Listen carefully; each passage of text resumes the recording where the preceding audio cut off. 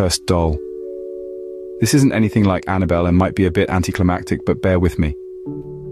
My grandmother was Wiccan and could hear/see/sense things, and that was passed down to me and one of my cousins.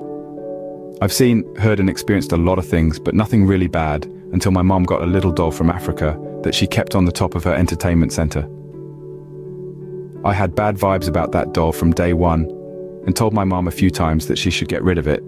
Being the extreme realist she is, she always said it was just a doll. She liked it and it was directly from Africa and was staying where it was. It was initially just a sense of unease, but that feeling grew stronger to where you could feel the hate and malevolence this doll was giving out. It came to a head one evening when I was over visiting. This doll sat in the center of the unit, looking out over the living room. My mum was at the far end of the living room, and I was in the kitchen getting a drink when she went silent in the middle of a sentence. I came back in to see her standing and staring at the doll. It was no longer in the center, but was now at the edge, and had turned 90°, and appeared to be staring at my mum with such fierce hatred that even my mum could feel it. She got as far as "what?" when the doll fell off the entertainment unit and onto the floor. My mum let out a small shriek while I grabbed a sheet and threw it over the doll and called my grandma to let her know what had happened. She said she'd be right over and to wait outside until she got there.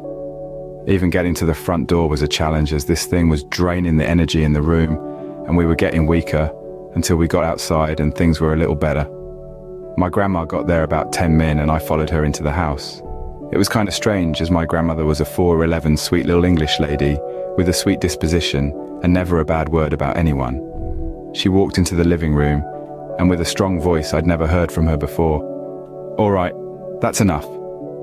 She walked over, lifted up the sheet, grabbed the doll and put it in a small beige bag she was carrying with her. She walked over to my mum and reverting back to sweet little old English lady. "Don't worry, dear. I'll cleanse the doll and you won't have to worry anymore." Then she got back in her van and drove off. My mum was still a little freaked and spent the night at my place, as there was no way she was staying at her house that night. Went to my grandparents' house about a week later. My grandma went up to the attic and came back down with the doll. My mum shrank back, but my grandma handed the doll to me. I took it and felt absolutely nothing.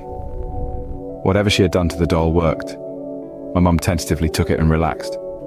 It's back at my mum's house now, but not on the entertainment center. It's on a bookshelf in a well-lighted corner of the living room.